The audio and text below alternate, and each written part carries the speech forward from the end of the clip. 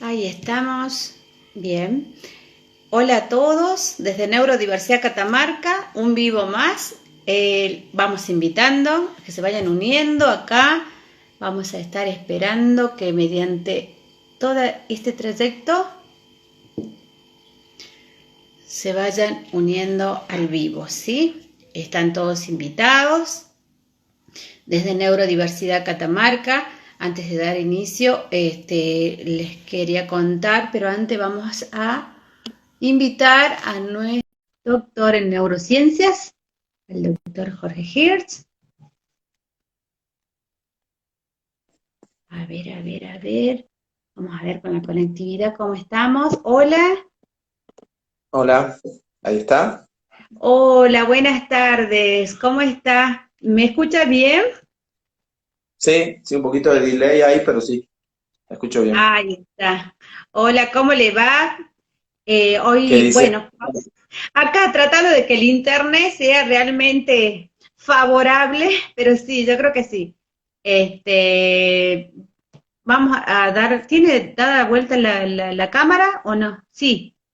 Lo puse para que se vea mejor. ¿Ustedes no lo Ah, están bien, viendo bien, bien? bien. Está así como, bien, perfecto, listo. Si no, Bien, los me vamos pongo así, invitando pero a todos. Ahí está, ahí está. ¿Cómo está? ¿Qué nos cuenta desde San Juan? y acá estoy. Acá, Este, trabajando. sí, recién vengo de atender, de estar en el consultorio. Perdón, quiero acomodar bien la cámara porque no se ve Sí, bien. tiene todo el tiempo, Jorge. Mientras tanto, los voy invitando a que se vayan uniendo. Hoy con nosotros el doctor Jorge Hirsch. Mientras tanto, voy a adelantar un poquito. Hoy en la provincia de Catamarca, debido a las jornadas de concientización sobre el TDAH, trastorno por déficit de atención con o sin hiperactividad, se la declaró en las jornadas de interés parlamentario. La verdad que acá en Catamarca muy contentos por todo lo que hemos logrado. Se va a iluminar toda la provincia, la universidad, hay muchos monumentos acá en Catamarca, realmente muy contenta. Entonces, la Cámara de Diputados también se va a iluminar, el Palacio Municipal, nuestra Catedral Basílica, así que la verdad agradecidas con todos los que nos vienen acompañando y también agregar que se va a iluminar todo el interior de toda la provincia, de todos los departamentos, y agradecer a todas las directoras del área de discapacidad desde todos los municipios, realmente por el apoyo enorme que realmente nos están brindando, todo por nuestros niños, y también cabe agregar que hoy nos informaron que el proyecto de ley provincial de la provincia de Catamarca ya entró a Comisión Salud y creo que es un paso enorme, algo que venimos trabajando hace un montón, que puede entrar y realmente para nosotros es un gran paso. Así que bueno, hoy con nosotros el doctor Jorge Hirsch, a cargo y director del Centro Serini, Centro de Habilitación y Rehabilitación Integral de Neurología Infantil, título de grado licenciado en Kinesiología, formado en Neurodesarrollo, doctorado en Neurociencias Cognitivas, muy amplio. Así que muy buenas tardes, doctor. Y ¿quién más que usted que se presente y nos cuente quién es Jorge Hirsch? Bueno, primero Queremos que nada, escucharlo. gracias por la invitación. Y más que hablar de mí, a mí me gusta, puedo contarle en 2 minutos que recorrió mi vida. Hoy me traje un cerebrito para poderle Ah, mostrar. Entonces, perfecto. me gustaría más que hablar de mí, que hablemos del TDAH, para que entremos Bien, porque directamente. hoy tenemos la temática, las neurociencias y el TDAH. Y muchos hoy me preguntaban, señor, ¿pero qué son las neurociencias? Y bueno, tienen que entrar al vivo porque hoy el doctor les va a contar. Así que, ¿qué serían las neurociencias? Que por ahí uno, Bueno, hasta la misma palabra tan formal, uno dice, wow. no, y hay una desconfusión a veces, porque se engloba todo lo que es neurología dentro de la neurociencia. Y dentro de la neurociencia nosotros tenemos una división, digamos, desde la forma de investigar, que es, por ejemplo, la neurociencia básica y la neurociencia cognitiva, que es la que hago yo. La neurociencia básica, para que tengan una idea, estudia la relación entre las neuronas, entre los mediadores químicos, entre los circuitos, y la estudia básicamente en animales. O sea, digamos, uno puede estudiar la relación de una neurona sobre una neurona, llevarla al campo humano, pero en realidad lo que está haciendo es estudiar circuitos animales. Son los modelos más fáciles de poder manipular, digamos, porque en el adulto no se puede hacer. Entonces, la neurociencia básica se encarga de ese proceso básico del cerebro, por eso se llama neurociencia básica. Después, cuando ese descubrimiento lo queremos llevar a los humanos, decimos que trabajamos con la neurociencia cognitiva, porque ahí está la cognición. Le voy a dar un ejemplo con el TDAH, un ejemplo simple con el TDAH. Nosotros podemos pensar, por ejemplo, que la dopamina es el neurotransmisor responsable del TDAH. Cuando se usa modelos animales, que son lo que se denominan ratones knockout, o sea, son ratones diseñados con la patología que uno quiere estudiar. Por ejemplo, pueden tener Parkinson, pueden tener Alzheimer, pueden tener lo que sea, o desde la neurología o otro, por ejemplo, pueden tener obesidad, lo que sea. Se diseña un ratón que exprese lo que uno quiere estudiar. Entonces, suponiendo que estos ratones expresan menos dopamina en el circuito frontal sobre circuitos que tienen que ver con la atención. Entonces, un investigador de neurociencia puede decir, la dopamina es responsable de la disminución de atención en la corteza frontal. Listo, ahí se terminó la neurociencia. No va más allá. Entonces venimos nosotros y decimos, mira qué dato interesante. ¿Y cuál de las formas del neurodesarrollo tiene problema para la organización del lóbulo frontal de la dopamina? Y ahí pensamos, mira, los niños con TDAH presentan una forma de expresión de la vía mesolímbica con déficit de dopamina. Y entonces, ¿qué hacemos ahí? Empezamos a estudiar, no la dopamina, los niños que puedan tener este modelo, y ahí sí lo llevamos a los seres humanos. Pero nosotros, como no podemos abrir los cerebros de los seres humanos, estudiamos conductas, y las evaluamos y las medimos. Entonces evaluamos la conducta y decimos, bueno, naturalmente los niños tienen que tener esta y esta conducta. Bueno, estos niños no tienen esta conducta. Bueno, sabemos bien que el TDAH, como el autismo, no son una patología, sino son una diversidad dentro de la formación del cerebro. Es decir, no son una enfermedad, sino son una forma distinta en la que el cerebro procesa la realidad en la que está viviendo. Entonces decimos, bueno, esta forma de realidad, esta forma de diversidad tiene un comportamiento que se expresa de tal y cual manera. ¿Ven? Entonces, como decimos, bueno, este niño se porta así, todos los niños se portan así, pero este niño se porta de tal manera. Bueno, este niño puede tener TDAH, vamos a medirlo para ver qué está pasando. Entonces ahí agarramos la neuropsicología, tomamos los test, y la neuropsicología nos dice, sí, este niño no está dentro de lo que nosotros llamamos parámetros normales. Al no estar dentro de los parámetros normales, digo, este es un niño para mí. Y ahí lo empiezo a investigar y digo, este niño se porta así, hace esto, y ahí empiezo a teorizar acerca de modelos de por qué está sucediendo eso. Entonces la neurociencia se encargó de descubrir la dopamina en el circuito frontal, la neuropsicología de medirlo y la neurociencia cognitiva de tratar de explicarlo en el comportamiento humano. Eso es la neurociencia en global. Claro, exactamente, porque por ahí como que estamos con la duda a qué se refiere exactamente, pero lo relacionamos, claro, es como decía. Porque hay gente que, por ejemplo, dice, voy a ir a hacer un curso de neurociencia, y resulta que terminan hablando del TDAH y de la evaluación cognitiva. Sí, está dentro de la neurociencia, pero la persona dice, no, yo quería saber cómo funciona el cerebro. Bueno, se equivocó de curso, porque el enmarcado en el curso es distinto. Por eso siempre digo yo, cuando yo voy a dar algún curso, pongan neurociencia cognitiva.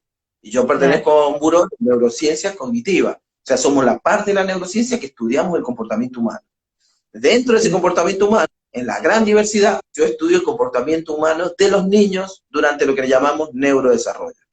Entonces, estudio el comportamiento en la diversidad de los niños. Por eso, dentro de mi campo están los niños con autismo, con TDAH, con trastorno del aprendizaje no verbal, con trastorno del lenguaje, y tratamos de encontrar modelos que expliquen esa forma biológica. Pero, ¿cuál es el problema? Que los modelos que nos explican esa forma no explican por qué se portan como se portan. Y no estoy hablando de que se porten mal. Cuando digo cómo se comportan, es cómo se comportan en la realidad. Porque uno cuando habla de comportamiento piensa que es malo. Entonces digo, resulta que cuando vemos los modelos de neurociencia, a veces no coinciden con los modelos de neurociencia cognitiva. ¿Por qué? Porque muchos niños con TDAH a veces se parecen a los niños con autismo. Y muchos niños con autismo se parecen a los niños con TDAH. Quiere decir que hay un grupo de niños que puede presentar una diversidad tal que puede oscilar entre ambos comportamientos. Y ahí es donde empezamos a configurarnos nosotros. Entonces, bueno, lo que tratamos de hacer es establecer reglas claras para poder hacer el diagnóstico. Y no que pase como pasaba hace 10 años atrás, que todo niño que se portaba mal, y inclusive pasa todavía, todo niño que se porta mal tiene TDAH. El portarse mal no es la sintomatología del TDAH. Portarse mal es sintomatología que los padres no le ponen límite. El TDAH, los niños con TDAH presentan otras cuestiones que son, por ejemplo, la aversión a la demora.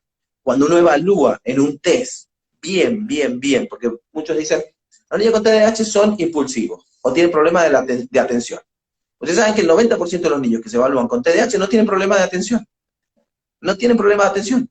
El problema de la atención de los niños radica cuando tienen que ir a mantener su atención y no parasitarse con otras ideas. Es decir, que cuando uno lo mide en un laboratorio solito, puntúa bien. Entonces ahí dice, ¿ves? ¿Tiene o no tiene problema de atención? No, no hay problema de atención. Hay problemas de organización conductual sobre lo que se llama la espera o la demora a la recompensa. Que eso es lo que los lleva a tener un comportamiento impulsivo. Ahora hace rato hacías referencia a los test. Sí. ¿Qué podemos aportar en ese aspecto? Bueno, los test, primero principalmente los investigadores o los terapeutas tienen que estar cómodos con el test que miden. Estar cómodos quiere decir que tengan experiencia, porque los test son una evaluación objetiva de lo que uno ve, pero nunca tiene que dejar de lado lo subjetivo. O sea, por ejemplo, yo puedo decir, resulta que le estoy tomando un test de atención y le salió mal porque al lado estaban poniendo un aire acondicionado. Entonces digo, me puntó mal en la atención, pero me puntó mal porque está poniendo un aire y él está atendiendo al aire. Entonces, si yo lo mando con eso, me va a ir mal y me está dando una mala señal porque de ahí en más en un efecto en cascada sobre el resto.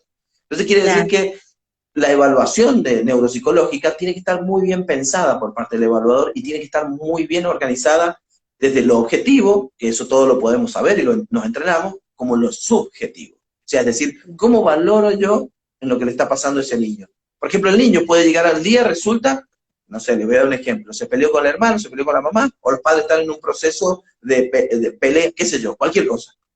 Y eso va a generarle una puntuación mala. Entonces, hoy lo que se trata tratando de hacer es que los test sean lo más ecológicos posible y que si bien los test son importantes, no sean la única forma de diagnóstico, no sean la única forma de diagnóstico. O sea, es decir, no sean lo único que yo tengo.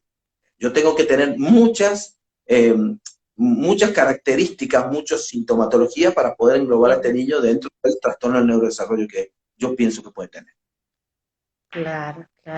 Porque, o sea, porque existen varios test y también por ahí, ante el desconocimiento, creemos que por ahí el test puede ser la solución, es lo que, o sea, yo más o menos... Hay muchos test. Sí. Hay muchos. Por eso digo, yo por ejemplo, hay por lo menos 10, 12 test que valoran función ejecutiva. ¿Y cuál voy a elegir? Y bueno, voy a elegir con el que más me sienta cómodo yo, con el que más experiencia tenga. Por ejemplo, qué sé yo, uno puede decir, voy a tomar un WIS, y otro podrá decir, voy a tomar una ENI, y otro podrá decir, no me gusta ninguno de esos, voy a tomar otro test que, no sé. En realidad, lo que uno tiene que saber es que el tesista, por decirlo así, no puede estar aislado de la clínica. O sea, tiene que saber relacionar eso con la clínica. Claro. Y si él no lo puede relacionar, tiene que estar dentro de un equipo que sepa relacionar. Para que no aparezca un falso diagnóstico. Un falso diagnóstico que... Porque últimamente se observan muchos falsos diagnósticos, ¿sí? Pues por eso que uno termina buscando segunda o terceras, ¿cómo vendría a ser? Segunda o terceras, más buscar para ver si por ahí puede ser que exista otra, entonces, una tercera opinión, a eso no me salía la palabra. Por ahí uno necesita... Sí. Hoy el sobrediagnóstico es una realidad. Y aparte tienen que entender otra cosa. Esto que está acá, que es el cerebro humano, tiene una sola forma de encarar la realidad, aunque sea diversa entre todos los seres humanos. Es decir, nosotros tenemos lo que se llaman universales. Los universales son formas de conductas que se van a dar sí o sí. Le doy un ejemplo de un universal. Los celos de los hombres y de las mujeres es un universal. Eso significa que en cualquier cultura que se busque, el celo existió sin que nadie se lo enseñe. La religión, las canciones, la inspiración sobre las poesías, son cosas que existen. Después las culturas irán variando en cómo lo hacen, ¿no? Entonces quiere decir que el universal del niño es la interacción con el medio, o sea, es poder procesar la información que viene del medio procesarla dentro del cerebro y dar una respuesta. Para eso sirve esto. Para eso sirve esto. El cerebro sirve para que venga la información, la procese y dé un resultado. Y ese resultado sea ecológicamente lo más óptimo posible para que ese organismo sobreviva. Hablo desde un pollo hasta un ser humano. Y Jorge, ya que tenés el cerebrito ahí, para explicar un poquito el tema de las funciones ejecutivas. ¿Las funciones ejecutivas? Ajá, ya que estamos hablando de TDAH. Las funciones ejecutivas se le encargan responsable al lóbulo frontal. El lóbulo frontal más o menos, empieza en esa zona y pertenece a todo lo que está por delante. El lóbulo frontal no es, la función ejecutiva, por ejemplo, no es un dominio exclusivo del ser humano. Un primate tiene función ejecutiva, un perro tiene función ejecutiva. Lo que sucede es que nosotros, nuestra función ejecutiva no está en el presente, está en el futuro. Y eso resulta muy loco. ¿Por qué? Porque uno dice, a ver, un perro toma decisiones sobre el presente, pero no está tomando decisiones lo que va a hacer mañana, porque el perro no sabe que mañana existe. Nosotros tomamos decisiones sobre lo que todavía no pasa. Por ejemplo, yo son las 7:30 de la tarde y estoy tomando una decisión de qué voy a cenar, quizás, o qué voy a hacer, o qué ropa me voy a poner para salir a cenar. Eso significa que nuestro cerebro frontal trabaja en esta unidad de tiempo futurista. Y eso es lo que hace que el niño pase de un estado muy presente a un estado futurista. Es decir, ¿cómo hace? Yo vengo a un niño, ese es un test muy simple que en YouTube lo pueden buscar. A un niño de 3 años se le dice, se le da un chocolate y se le dice, si vos esperás, de 5 minutos te voy a dar 2 chocolates más. Cuando viene el experimentador, el niño no ha podido evitar comerse el chocolate y encima quiere dar.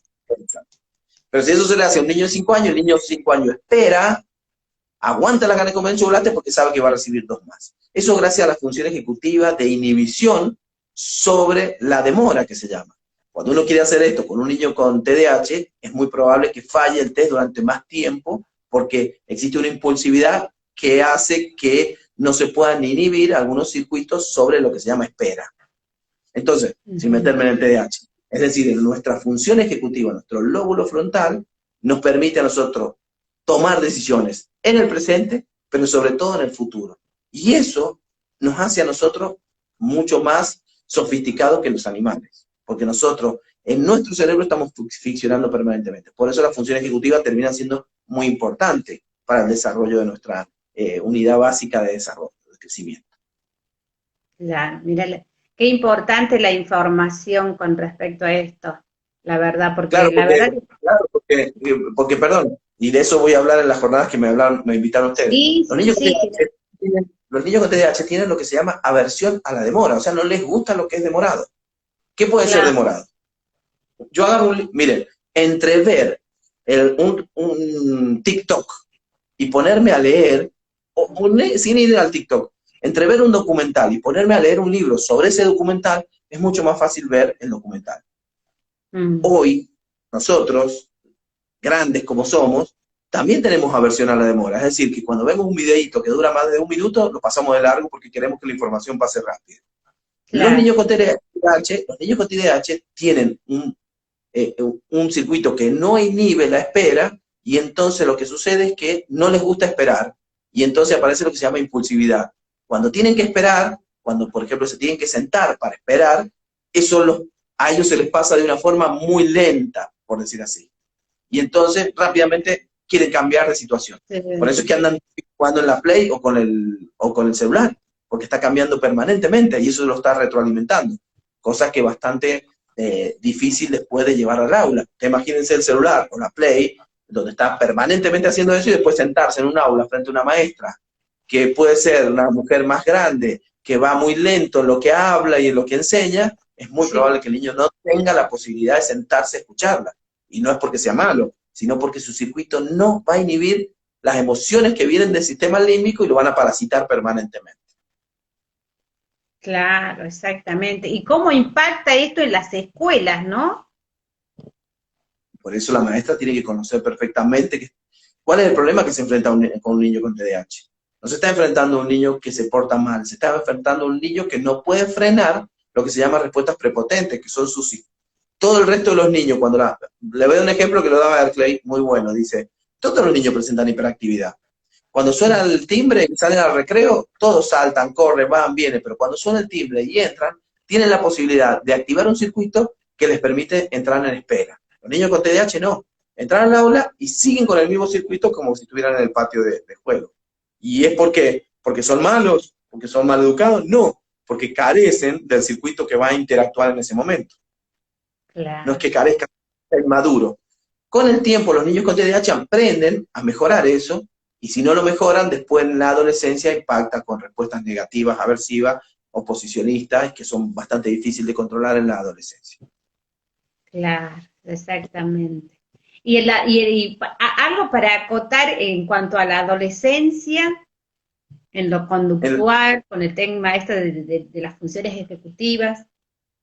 bueno, en la adolescencia, los chicos, lo que se ha visto es que los niños que tienen tratamiento, que se llama cognitivo-conductual y farmacológico unido, el que lo necesita, ¿no? No estoy diciendo con esto que todo el mundo tiene que, sino el que lo necesita, ayuda muchísimo, muchísimo a que el niño empiece a tener una autoconciencia sobre sus problemas. Porque ¿hacia dónde apunta uno con el niño con TDAH? A que aprenda a entender cuando él está desajustado en sus conductas. No en que las ajustes, porque las va a ajustar en la medida que él sepa cuando está mal. Sino cómo va a ajustar una conducta si no la sabe interpretar.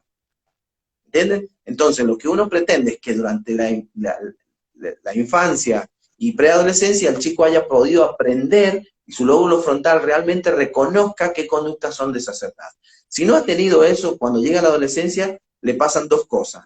La mayoría, en un alto porcentaje, empieza a desordenarse más.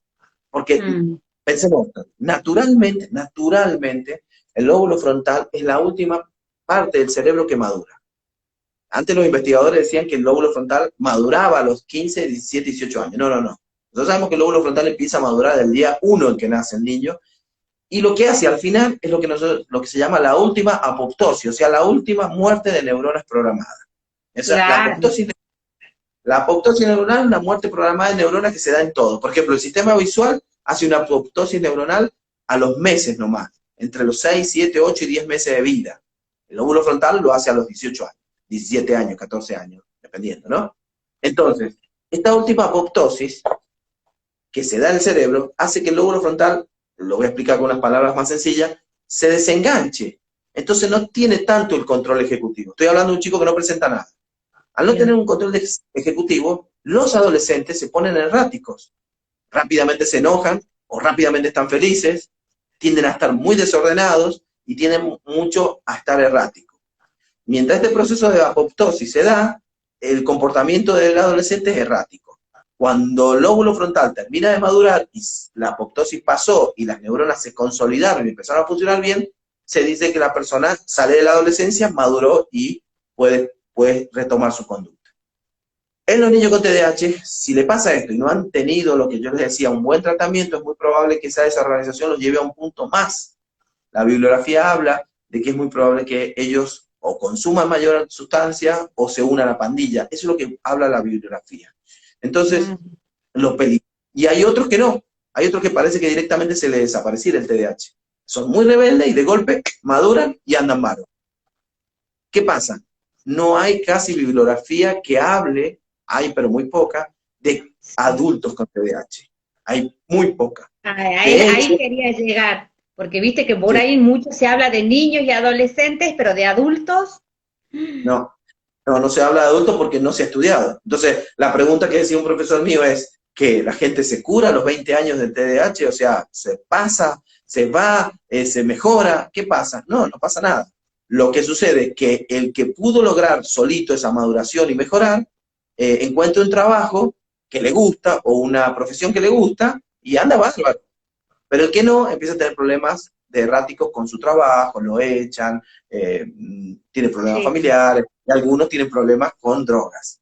Entonces, lo que sucede es que no se ha estudiado mucho. Pero cuando uno estudia, los padres de los niños con TDAH descubren que muchos de ellos tienen un dominio para TDAH. Significa que no lo expresaron, pero sí tienen dominio, o sea, tienen rasgos que son parecidos. Y es muy común escuchar, no, pero es que cuando yo era chico era así desordenado, no, pues bueno, claro, pero no es porque sea eso una puntuación positiva. No, es justamente tu expresión de eso que en él se expresó al máximo. Es decir, en el padre se puede haber expresado en un punto, pero en el hijo se expresó en los 5 puntos. Y entonces en él se expresó la diversidad fuerte. Entonces, es así. Y a esto que hablamos, porque hablamos de niños, adolescentes y adultos, pero no hay una estadística tampoco, ¿no? No, no hay nada. Recién ahora se van a empezar a estudiar. Encima también hay otro problema. Muchas personas han sido diagnosticadas con TDAH, después mejoraban y resulta que nunca tuvieron TDAH. Se mal diagnosticó. Entonces no es fiable todavía los estudios. Hay mucho sobrediagnóstico, sobre todo hace 10 años había un excesivo diagnóstico de TDAH. Entonces, esos chicos que tenían 6, 7 años, ahora tienen 16, fueron mal diagnosticados con TDAH, y entonces resultaba que nunca tuvieron TDAH. Llegaron a la adolescencia y se curaron. ¿De qué se curaron si nunca lo tuvieron? ¿De qué ¿Y se por qué mejoraron? ese mal, y por qué esa mal, no, o sea, no sé cómo decirla la palabra, cómo expresarla, o sea, diagnosticar de manera así, por decirlo, no. Porque hace 10, 12 años atrás, y no digo en los centros especializados, porque obviamente si uno piensa, nosotros hace 10 años atrás, en los centros en Buenos Aires o en cualquier lugar, era mucho más sencillo, pero digo en provincias como la mía o Catamarca, no había acceso a tanta neuropsicología para hacer un buen diagnóstico. Entonces el diagnóstico se hacía muy subjetivo de lo que decía la madre con el médico neurólogo. El médico neurólogo le da un informe, la maestra decía es insoportable, se porta mal, no presta atención en clase, se mueve. Ah, mire señora, y la mujer también decía sí, bueno, mire, le vamos a dar metilfenidato a ver qué pasa. Y tiene TDAH. Chao, se terminó toda la historia ahí. Después la madre veía si le funcionaba o no le funcionaba. Claro. También, a la audiencia les pido, perdón Jorge, les pido si desean hacer preguntas, lo pueden hacer. Estamos acá y el doctor está a disposición. ¿En qué pueden variar los tratamientos para desarrollar? ¿Los Sí. tratamientos de qué tipo?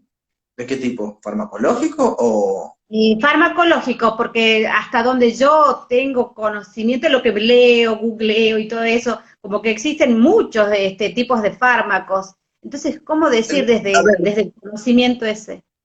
no, es Desde que lo que pasa es que el TDAH tiene como comorbilidad algunos otros componentes. Es decir, no todos los niños con TDAH tienen ansiedad, o algunos pueden presentar depresión, otros pueden presentar, bueno, la ansiedad, otros pueden presentar una impulsividad fuerte. Entonces quiere decir que el médico, quizás el más acertado por ahí es el médico psiquiatra, el que puede valorar la comorbilidad. Entonces, ¿qué pasa?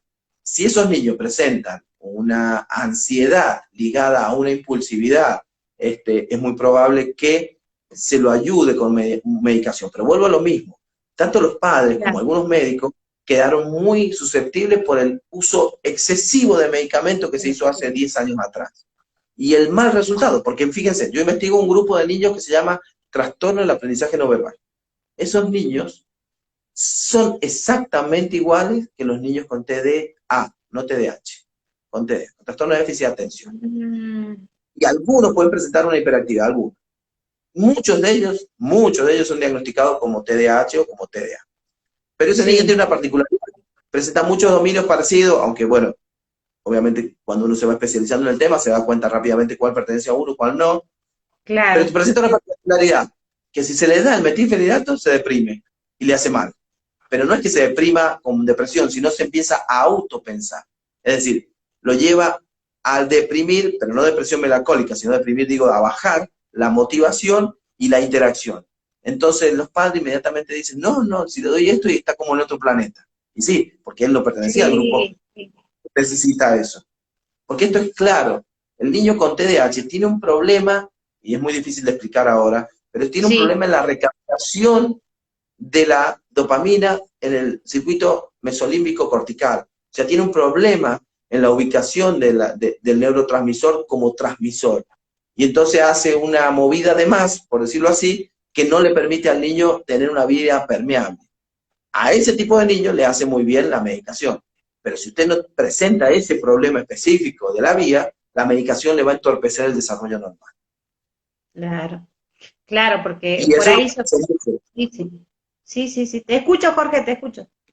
Dice, eso ha pasado mucho tiempo, entonces por eso van a escuchar madres que dicen, no, le di esto, encima el metilfenidato puede ser, o sea, la vitalina puede ser como, es una metanfetamina, o sea, lo lee ahí y dice, no, no le doy ni loco a mi hijo, tampoco se lo daría. El tema está en que algunos niños se benefician bastante de eso, pero, pero tienen que tener un muy buen control con su psiquiatra, con su neurólogo que esté especializado. No todo neurólogo conoce de TDAH, no todo psicólogo conoce de TDAH, no Claro, todo psicopedagogo conoce TDAH. Entonces, no digo que hay que ir a especialistas sobre TDAH, porque eso parece, es bastante difícil, imposible, pero sí el que maneje esto tiene que haber tenido experiencia y conocerlo, porque si no, terminan metiendo la pata. Imagínense claro. que un niño, yo he escuchado, por ejemplo, niños con TDAH, he escuchado decir que está así porque tiene un problema emocional. Y son las emociones y es un problema emocional vincular con su madre y no tiene absolutamente nada que ver con eso. Claro, hay Obviamente que muchas. las emociones están fuertes por otras cosas. No están fuertes porque el chico tiene un problema vincular. No, no, el chico está teniendo un problema en la organización. Fíjense, el otro día yo tengo un libro que lo quería buscar ahora, no lo tengo acá. Pero Sí, decía, en un libro que tengo y que Javier Tirapu nombra, dice, es muy probable que Marco Polo haya sido una persona con TDAH. No sabía dónde quedarse quieto. Y terminó en Asia. Y cuando fue a Asia, a China, se volvió para Italia. Es decir, lo que sucede es que parece ser que el TDAH en la diversidad nuestra nos ha servido para justamente tener esas personas que puedan innovar, explorar, salir, buscar. Los modelos actuales de escuela que pretenden un niño sentado frente a una maestra 45, 50 minutos, van en contra de la diversidad de un niño con TDAH. Y ahí es donde entramos en conflicto, porque a veces hacemos que los niños hagan cosas. Esto es como decirle a ustedes, miren, resulta que tenemos un niño que, que nació con 3 piernas y corre muy rápido, pero estamos en un mundo, lo sentamos en un mundo donde no se puede ni caminar siquiera. Bueno, a él no le van a servir las 3 piernas. Y entonces uno dice, no, pero es que yo quiero que esté sentado. Sí, pero es que él tiene esa diversidad. Bueno, bueno. Entonces lo que vamos a hacer es cortarle las 2 piernas, las 3, para que esté sentadito y quietito ahí en el lugar. Es medio radical la respuesta que hacemos siempre nosotros. claro. Entonces con esto no digo que el niño con TDAH no tenga ningún problema, porque tiene muchos problemas, pero también los problemas están dados por la forma en que nosotros encaramos los aprendizajes y la diversidad dentro del aprendizaje. Para nosotros a veces es extremadamente importante aprender sentado, letras y números, y en la diversidad del cerebro, al cerebro no le interesa nada. Fíjense una cosa, ¿cómo será si le interesa al cerebro las letras? Que no existe un circuito para el reconocimiento de palabras. Usamos un circuito visual adaptado. Es decir, que nosotros no nacemos con un circuito preparado para leer y escribir. Algunos que trabajan sobre esto van a decir, sí, sí, porque hay un circuito, sí, pero es visual, lo adaptamos a la lectoescritura.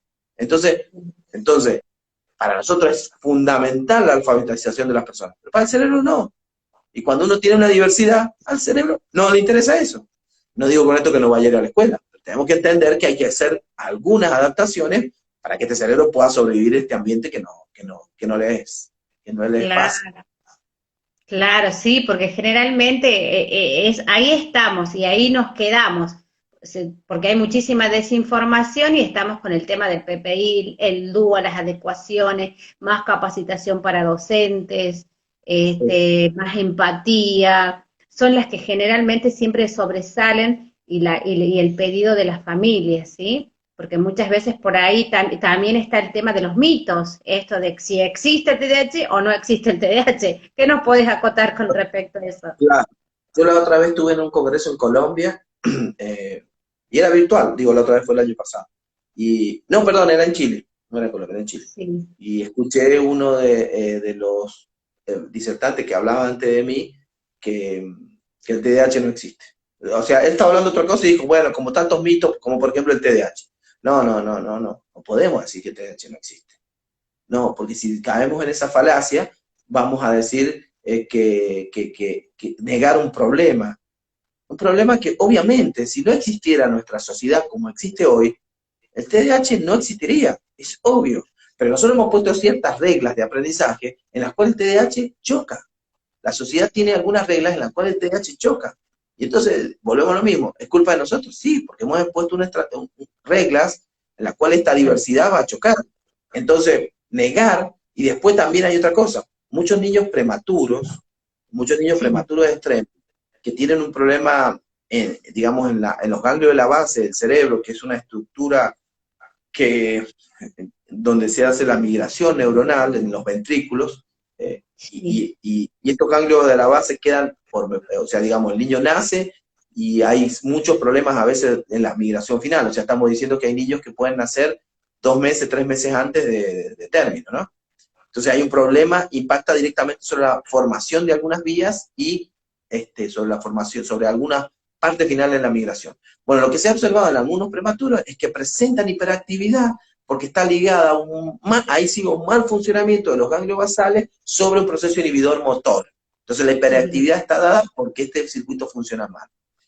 ¿Por qué tiene TDAH el niño? Porque la hiperactividad motora no lo deja entrar en secuencias de pensamientos. Entonces hay demasiada actividad motora parasitando el aprendizaje formal. Y este tipo de niños a veces no se beneficia de la medicación, se beneficia de estrategias psicomotoras mucho más estructuradas donde el niño puede descargar y organizar su secuencia. Por eso hay que conocer bien a qué tipo de, a qué forma nos enfrentamos y la historia clínica del niño sobre todo. claro, toda la trayectoria, sí, exactamente, porque pasan por varios especialistas, por segundas o terceras opiniones, y acá en la Argentina también, si nos bajamos a las provincias, también pocos neurólogos, ¿no? Eso, Bueno, eso, la discusión fuerte es lo que le decía recién. Los neurólogos son médicos que conocen bastante del tema, pero para conocer tanto de autismo, como, bueno, de cualquier trastorno de neurodesarrollo, hay que tener una sí, formación especial, sí, y conocer del tema. Y lo mismo que el psiquiatra. Y la discusión hoy es de quién es dominio, tanto el autismo como el TDAH, del neurólogo o del psiquiatra. El psiquiatra bien formado. claro, ve, Entonces, ahí, ahí está, sí, sí, porque no puede cualquier psiquiatra ni cualquier neurólogo. Porque no se entiende. Imagínense, nosotros estamos en esto, estudiándolo y no lo entendemos bien. Yo me imagino lo que debe ser para una persona eh, ver un niño que te desarma el consultorio en 2 minutos. Entonces, uno se puede dejar impactar por esa conducta y quizás y quizás no presente TDAH porque no lo tenga, sea otro tipo de cuestión. Entonces, eso es importante. Y por eso la formación tiene que ver mucho que ver con entender que otra persona te explique qué es lo que tenés que buscar y qué es lo que tenés que ver. Porque uno cuando lee los textos, a veces, por ejemplo, la diferencia entre impulsividad y ansiedad está ahí. Entonces hay personas que no pueden definir qué es una cosa y qué es otra. Entonces, si este niño claro, es ansioso, el ansioso para nosotros, por ejemplo, cuando hacemos neurociencia, es otro circuito cerebral. El impulsivo es otro circuito cerebral. Entonces, para nosotros hablamos de dos cosas totalmente distintas. Y yo he escuchado a veces que dicen, no, que este niño es impulsivo porque es ansioso. No, no. Puede tener las dos cosas por ujú, cuestiones separadas. O a veces dicen, no, no es que él es ansioso. ¿Y por qué es ansioso? Y porque ahí nomás quiere hacer las cosas. Y eso no es síntoma de ansiedad. Es uno de los dominios que se puede hacer, pero es bastante difícil, mucho más complicado. Ojalá fuera tan fácil decir que porque un niño se quiere levantar, ir, venir, está ansioso. claro. Sí, sí, sí, tal cual. Por eso, o sea, y cuando hablamos sobre los tres, sobre los tres, desatención, hiperactividad, impulsividad, los tres juntos, yo, por ejemplo, en este caso, por ahí trabajo mucho el tema de la autorregulación, ¿sí? La focalización y la autorregulación, ¿ves? Porque ahí digo, ¿por qué? Y también lo confundía con el tema de la ansiedad, ¿viste? Estas dos cosas que son, Claro, enseñarle a los niños a reconocer la conducta es muy propia de la neurociencia cognitiva. Es llevar ese reconocimiento a decir, ¿vos entendiste qué pasó? Porque a veces, muchas veces el niño no entiende por qué pasó lo que pasó. Entonces, a medida que el lóbulo frontal más reconoce esa conducta, más la puede inhibir. Por eso la terapia cognitivo-conductual es fundamental. Cognitivo-conductual, ¿por qué? Porque se piensa lo que está haciendo y se establece una regla básica sobre la conducta. Que a veces hay que hacerlo de una forma conductual al aprendizaje, sí, seguramente, a algunos les gustará más que a otros, eso no me meto, pero pero el niño tiene que aprender a reconocer. Y no es que solo lo aprenda a reconocer, lo llevemos a la biología. le está enseñando a su lóbulo frontal qué es lo que tiene que reconocer. Eso es como si yo le dijera, mire, usted vaya a una habitación y a oscura y tráigame tal cosa. Si yo no lo ilumino, nunca voy a ver nada. Entonces, hay que iluminar cognitivamente a los chicos. Y eso toma todo un proceso. ¿Por qué va a decir? Y bueno, porque mi otro hijo ya sabe cuando, y sí, porque eso no saben, o sea, sí sabemos, pero digo, el cerebro naturalmente, en estos universales, va reconociendo las conductas que puede inhibir o inhibir. A los niños con TDAH no les pasa esto. Entonces, hay que ensayar todas las posibilidades. Esto se hace así, esto se responde así, esto se responde acá. Y no solo el TDAH, en el autismo también, en el trastorno del desarrollo del lenguaje también. En el trastorno. Y que, por ejemplo, ahora con el tema los trastornos, decimos trastornos no visibles. Cuando decimos trastornos no visibles, ¿por qué? ¿Por qué podemos acotar? No ¿Por qué lo visibles, digo? ¿Por qué? pero Porque no no sé, visibles. porque lo quiero relacionar con el tema desde el neurodesarrollo, ¿sí? Porque viste que las características aparecen generalmente a partir de los 4, 5 o 7 años. Muchas veces lo Claro, bueno, confunden. pero eso es también un error. Yo, por ejemplo, ahora estoy empezando un trabajo sobre prematuros que tengan 6, 7 meses de edad, y es mi intención presentar un trabajo, y yo ya subjetivamente, puedo decir esto sin tener un fundamento científico, Sí, las características se presentan a los 8, 9, 10 meses, un año. Ya hay características que no son las que no, con eso no se puede decir, este niño tiene TDAH, pero sí puede llamar la atención para que las trabajemos. Es lo que le digo a claro, todo el mundo. Por ejemplo, ¿qué importa si tiene TDAH? ¿Qué importa si tiene autismo? ¿Qué importa si tiene trastorno del desarrollo del lenguaje a los 2 años? Si nosotros podemos mediar en un proceso de habilitación de funciones que puedan permitir frenar esas conductas. Como yo siempre digo en el autismo, o en el TDAH también. Cuando uno lo ve a los 6 años, lo que ve es un niño, y no digo esto de una forma grosera, digo, es un niño mal educado. Y no lo digo grosero, digo mal educado, porque no se le enseñó las cosas que tenía que enseñársele. Entonces, y se le permitieron más cosas de las que se le tenía que permitir. Por ejemplo, un niño con autismo a veces, que le cuesta mucho dormir, los padres lo que hacen, se van a dormir, le dejan el celular hasta que se quede hasta las 3 de la mañana.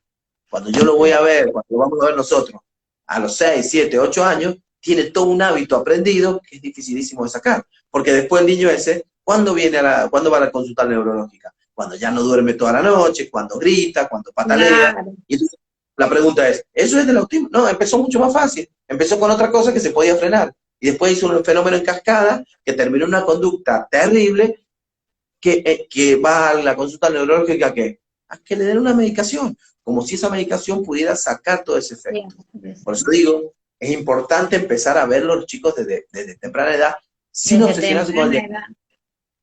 Pero sin Sí, obsesionarse con el diagnóstico. Digo, tengo un chico impulsivo, no me importa si tiene TDAH, no me importa. Voy a tratar de frenar esa impulsividad. Nosotros, por ejemplo, en algunos niños trabajamos lo que se llama calma motora, que es, muchos niños se ponen muy deambuladores cuando empiezan a caminar y empiezan a deambular, y alguno dice, ah, sí, mira el autismo. No, no importa. Entonces lo que nosotros hacemos son sesiones de aburrimiento. O sea, los llevamos a un lugar donde hacemos cierto tipo de manipulación sensitiva, que se terminan durmiendo, porque no saben aburrirse. Hay muchos niños de 2 años de edad que no saben aburrirse. El niño cuando tiene 2 años de edad y 3 años de edad se aburre, empieza inmediatamente a buscar al adulto para que el adulto le gratifique. Y muchos adultos, en vez de bajar estas señales, se las aumentan. ¿Por qué? Porque cuando se aburrió le pasan el celular. Y eso activa mucho más algunos circuitos que después van a ser muy difíciles de bajar.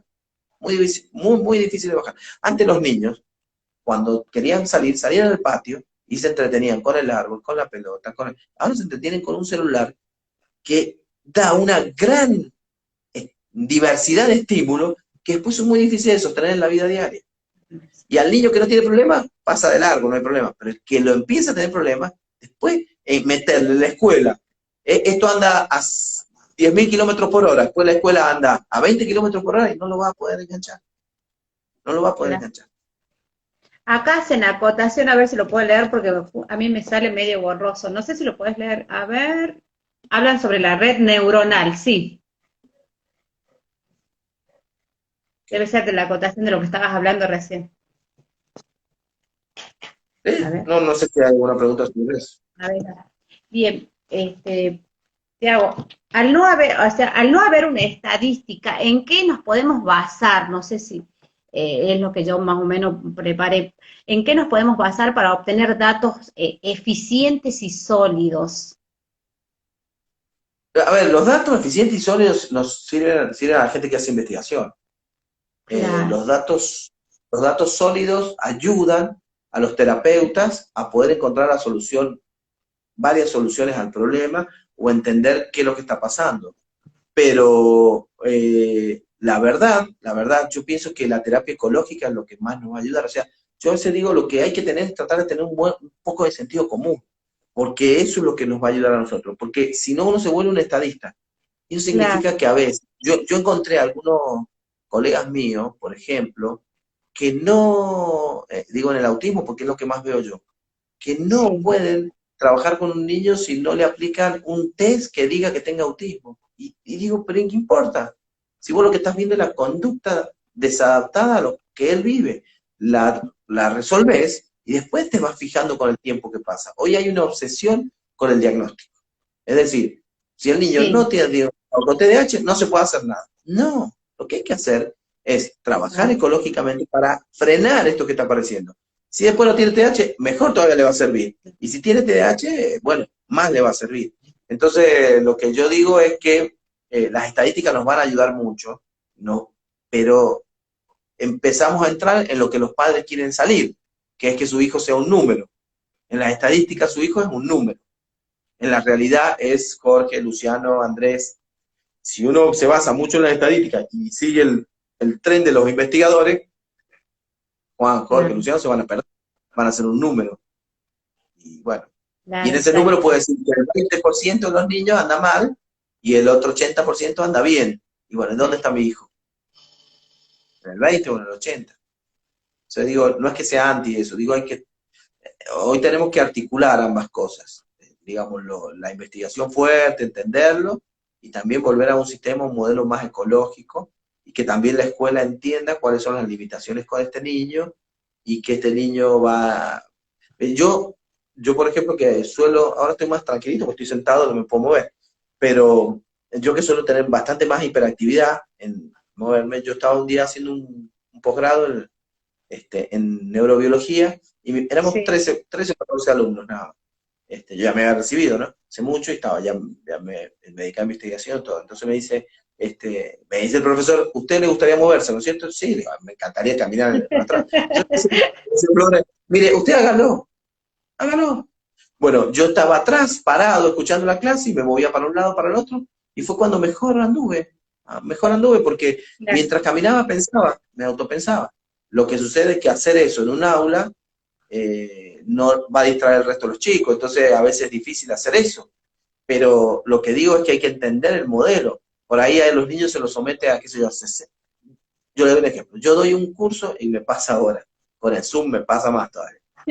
Doy curso de posgrado, gente que ha pagado para escuchar, gente que está ahí por propia voluntad y no enciende la cámara, y cuando yo lo llamo ni siquiera está ahí cerca porque está haciendo otra cosa. Y cuando me ha pasado estar en las universidades con los posgrados, maestrías a las que yo pertenezco, eh, después de los 60 minutos, adultos, formados, entrenados, no aguantan más. Díganme cómo hicimos nosotros para terminar la escuela primaria. Yo no puedo, o sea, a veces es titánico el tiempo que está en el aula el chico, claro. es horrible. Y aparte, nosotros no nos olvidemos que somos monos, y los monos tienen mucha actividad motora.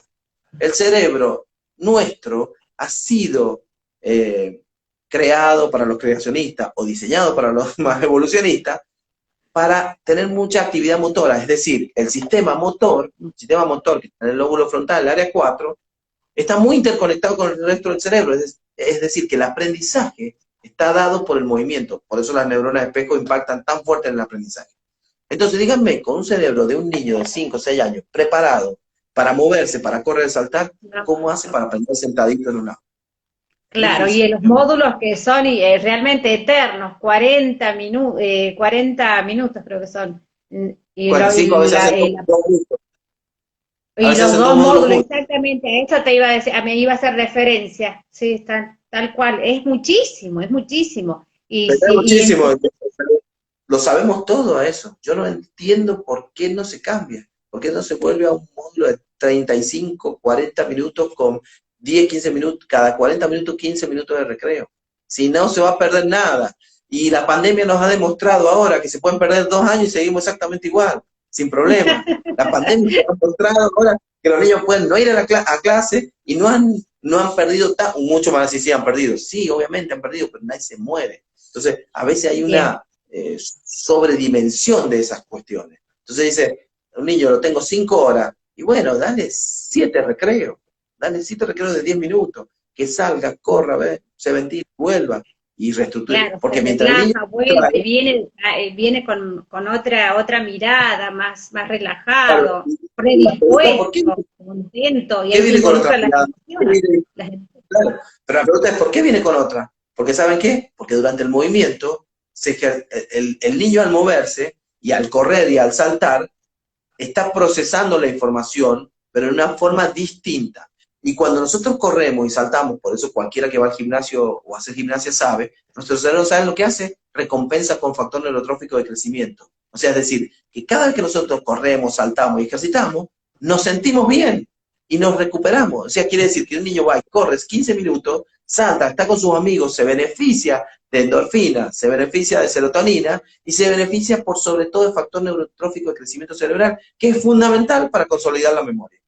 Entonces, a veces uno digo, no Y sé. uno, pues, sí, exactamente, no. Jorge, se nos terminó el tiempo, pero yo realmente muy contenta. Entraron a toda la audiencia que está atenta a todo lo que va hablando Jorge, la verdad, porque es para entretenerse y estar toda la tarde. Ya vamos a ver si hay una segunda parte, pero antes que nada, antes de finalizar, contenta porque hoy Jorge Hirsch nos habló de las neurociencias, no hay que tenerle miedo, hay que involucrarse, leerlo, y el TDAH. El martes 27 de julio a las 9 de la mañana inicia el Simposio Nacional e Internacional sobre TDAH y estará presente nuestro doctor Jorge Hirsch, así que no se lo pierdan, ¿sí? Jorge, agradecerte porque la verdad que hablamos de TEL, sobre el neurodesarrollo, sobre los fármacos, sobre estadística, y la verdad que da para hablar más.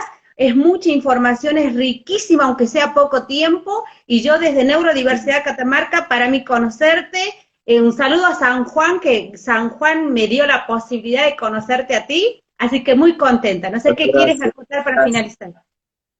No, digo que, bueno, primero que nada, para las últimas palabras, decirle gracias a ustedes, a mí me gusta mucho lo que hago y me gusta mucho sobre todo, pero me gusta sobre todo desmitificar algunas cuestiones que están mistificadas justamente por mala información. Quería sugerirles un librito que creo que está en la Argentina, que se llama Cómo aprende el cerebro, de Uta Free y de Sarah Blackmore, que es un librito muy lindo para los docentes, porque está justo diseñado para los docentes. Ese es un libro que se consigue en la Argentina, Cómo aprende el cerebro, y está muy, muy lindo. El resto, bueno, esperemos que en las jornadas todo salga bien, y que, bueno, y que pronto podamos salir de este aislamiento, que es como siempre digo, con mucha gente, pero siempre estoy solo acá. Después apago la cámara y estoy solo. O sea, que pronto pase esta pandemia para que podamos tenerte acá en nuestra provincia de Catamarca, y será un placer para nosotros. Saludos a la familia y un beso grande. Bueno, gracias a ustedes y nos estamos viendo. Bien, hasta luego.